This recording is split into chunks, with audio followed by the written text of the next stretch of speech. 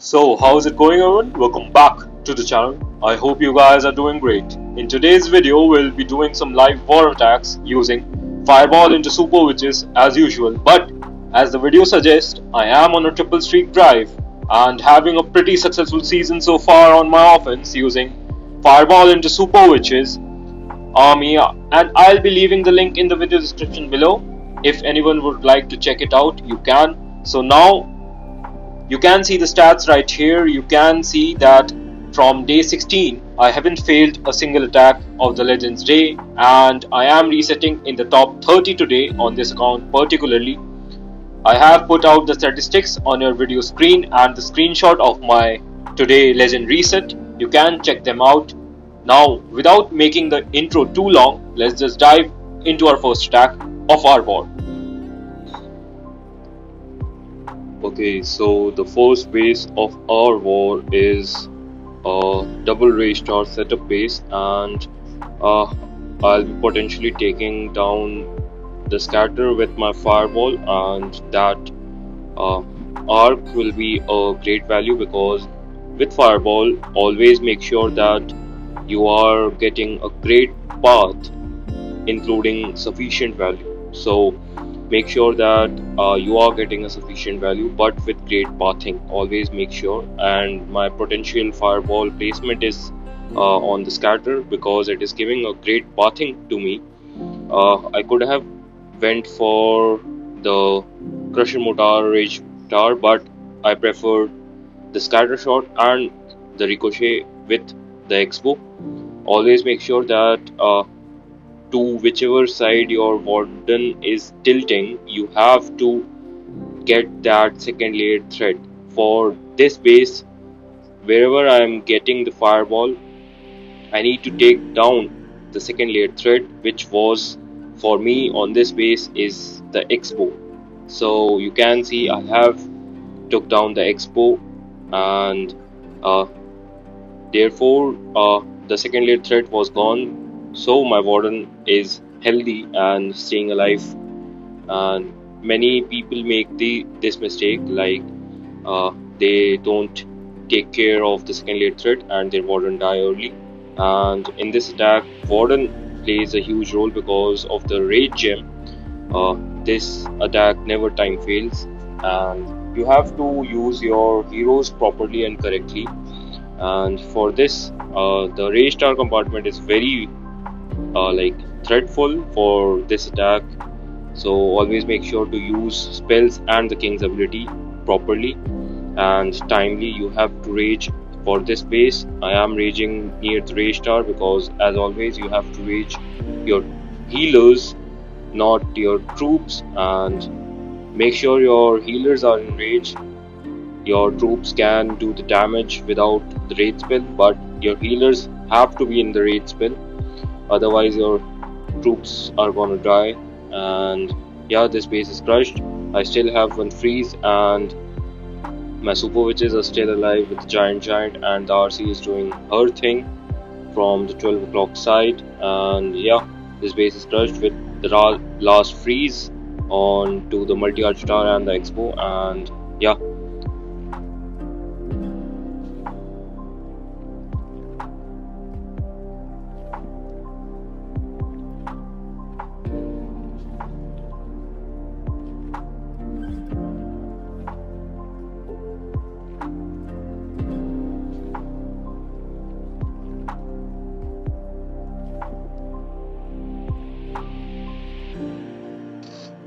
So the next base I am going into is this famous double rage star setup with center spitter both. So I'll be getting one rage star as always. As always, if you are getting a double rage star setup with your fireball, take one, and I'll be taking a rage star of this base, including the queen. And you have to be fast. You have to be fast with your fireball because we don't need much time to get a rage star on these type of bases. And potentially if you are giving like 30 to 40 seconds for fireball setup, which is fine, but longer than that can make the attack a time fail, and due to this, many people avoid super witches because they don't know where to fireball and how to fireball. So uh, you can see that I do fireball very quickly, very quickly. Like in the 10 seconds of the attack, I just do the fireball and get my pathing and the value done. And yeah, you can see I'll be getting the expo. Then I have used the 1 minute of my attack. Still, I'll be left over with my time because I have used the warden ability early, which was needed to get the pathing set up. And yeah, I have got like 26% of the base with only warden, and yeah, this was worth it.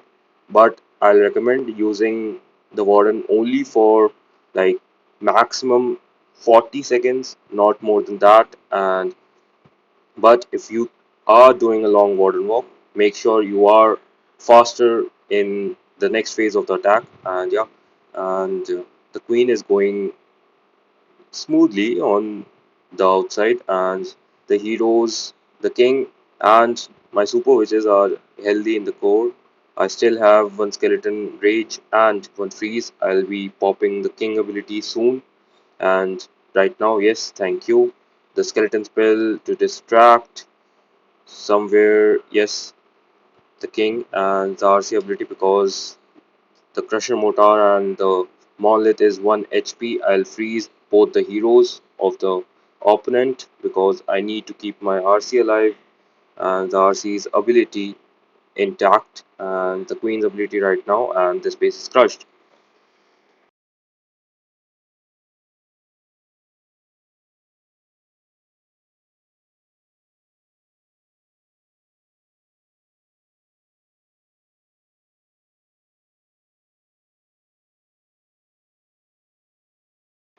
Okay, so we have got a double poison tower setup, and always make sure that you are getting one spell tower to avoid time fails. And I'll be getting one spell tower here, which is the poison tower near the RC, and I'll just do the fireball very fast. And yeah, you can see that in the first 5 seconds of my attack, I have done the fireball, and I'm just waiting for my warden to cut the funnel.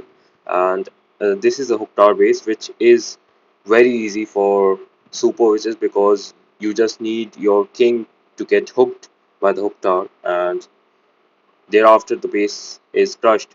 So you need to make your funnel right now, and I am having trouble in making the funnels because of the unwanted Teslas right now, and I don't want my king to go outside. And the Octar is pulling.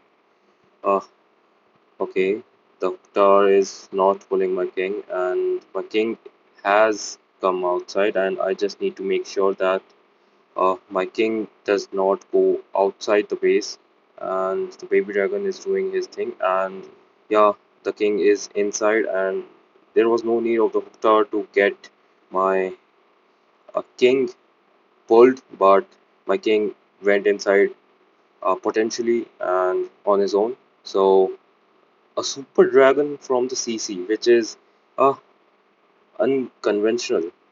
Okay, not a problem, not a big deal. I'll just use the freeze on to the multi inferno, and that single super which kept my healers on to her, which was unexpected and which is not the good thing to happen. But still, my two super witches are outside, two inside, and one has kept the healers and one don't have the healers. And okay, so this attack was very messy, and but still you can see after so many problems in the attack, still this attack is an overpowered triple because two of my super witches are outside the base, chilling out there and going on to the beach. I don't know where is the beach is there on the base, but still this base is crushed with my RC still at least full health.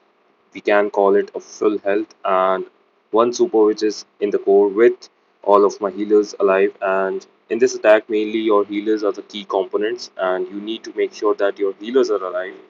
And so, if you have any doubts regarding this attack, do drop the comments and do let me know in the comments down below. Till then, see ya and bye bye.